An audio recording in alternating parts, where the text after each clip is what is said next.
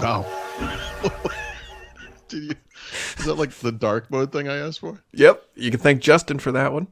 Wow. That's wow. Yeah. Justin Just Salvato? Yeah. Really? Yeah. That's amazing. Yep. Well, thank you. Yeah, we'll keep that in the back pocket. That's It's like the Halloween special. It is. All we need are spooky sound effects. Like instead of the camera sound, it could be like woo. Speaking of spooky things, Paul and I were just over the weekend. I had a tragedy in our house. My daughter was making some arts and crafts, or what she called like mixed material art, or whatever term they're using in school. Material, not like mixed martial arts. Yeah, but mixed material arts. And she was so happy. She made something, and she was like running to show it to me, and I was in the kitchen, and she dropped it.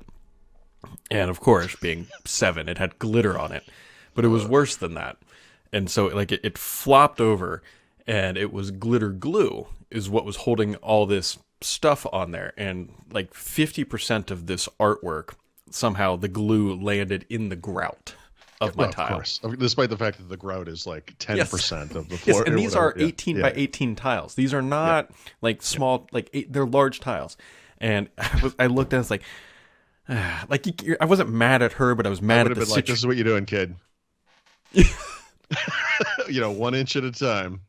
And so, like, of course, like the stuff that landed on the tile just, clean right up. But I was scraping that grout, and there's still glitter in there. You're going to have glitter on the bottom of your feet for like 2 years. The house will burn down with glitter in it. With glitter. It will be beautiful fire. Yeah.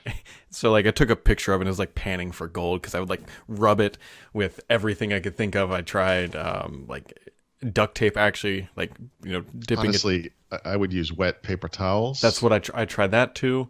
But it just gets in there. Like, it's glitter. Like, glitter is eternal, just like cockroaches. The cockroaches of the bedazzled world. So yesterday I got my hair cut. Mm-hmm. Actually, I should step back a little bit and say, my wife and I are in our 50s now, so our kids have grown up, and I see pictures of my little kids on the Smart Display all the time when they were little, and I absolutely do miss those days. But I also kind of like the fact that they're self-functioning and, whatever. And we see parents out in the world, and bad parents are very obvious and good parents are very obvious, and as parents of, kids who are adults now, I mean, I feel qualified to judge these people, so I'm getting my hair cut yesterday, second pandemic haircut at an actual place. Right.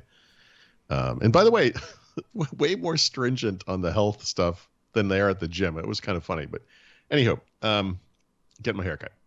I can't see this because it's happening off to the side, but what it was a young woman with 3 kids, all under 10, and they're spazzing out. And at first it was cute, right? You can hear the kids saying like, do we have lollipops? Do you have lollipops? Can we have a lollipop?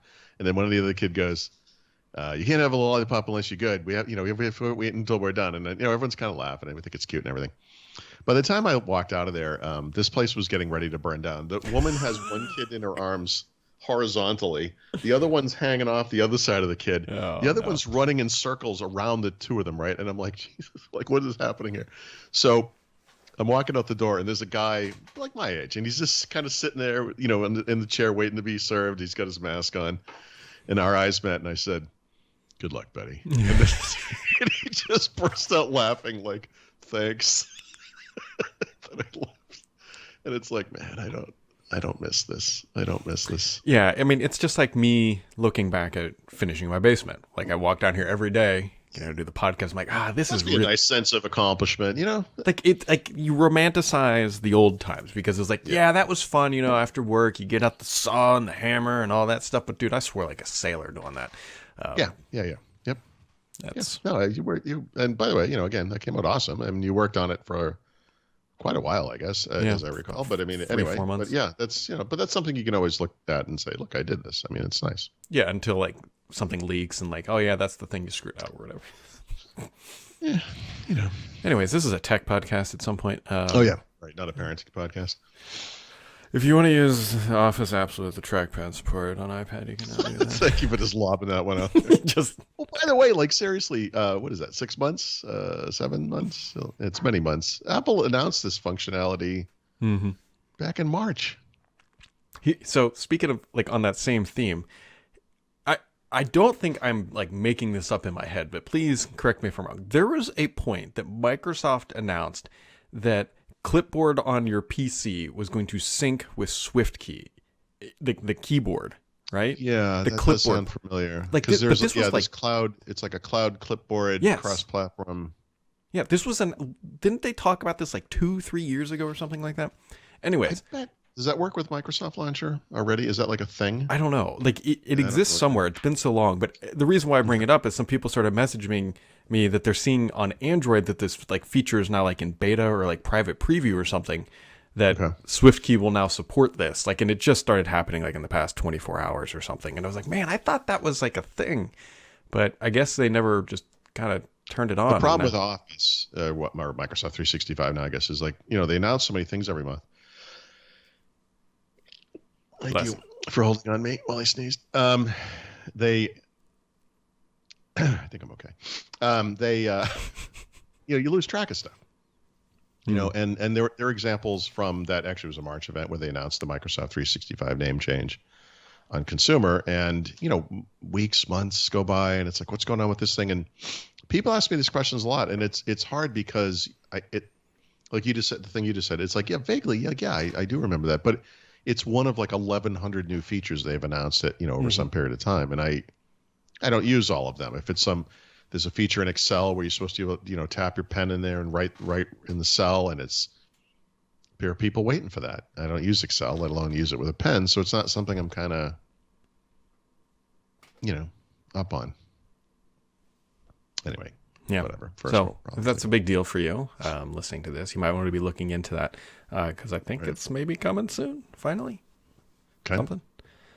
So yeah, that's kind of the big one. Phil Spencer did an interview yesterday, where I should say it was published yesterday, and said that the next games that next studios he wants to acquire are like E-rated titles, like Minecraft style things. That's like what's on their to-do list, if you will, for acquisitions. But who would that be? This is going to be some almost educational type publisher. That I don't know if it's educational, but I think they look at like, hey, we're in the process of buying Bethesda.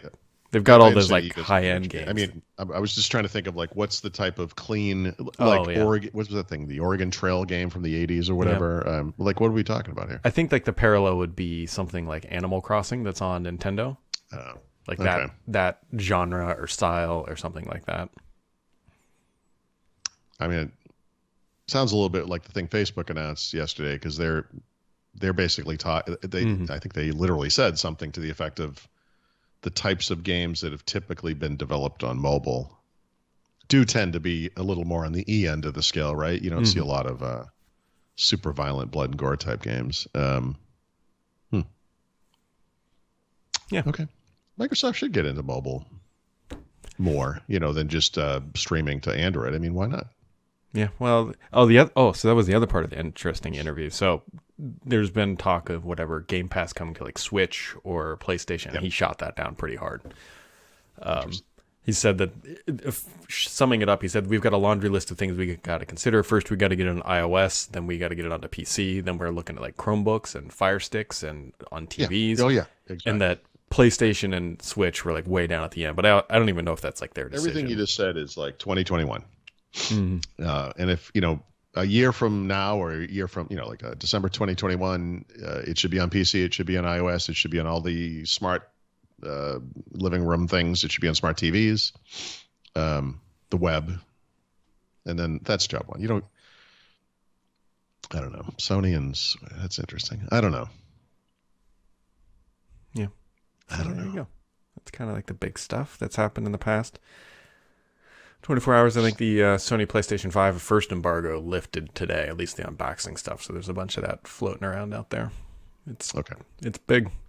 Like the memes that are going on already with it are people are taking pictures next to their small dogs, which I have a small dog. And like the PlayStation is bigger than the dogs because it's huge. Yeah, then that's not a real dog. So yeah, he's got big heart. My dog would be able to put the PlayStation in his mouth, drag it outside and kill it, which is pretty much what it likes to do with everything.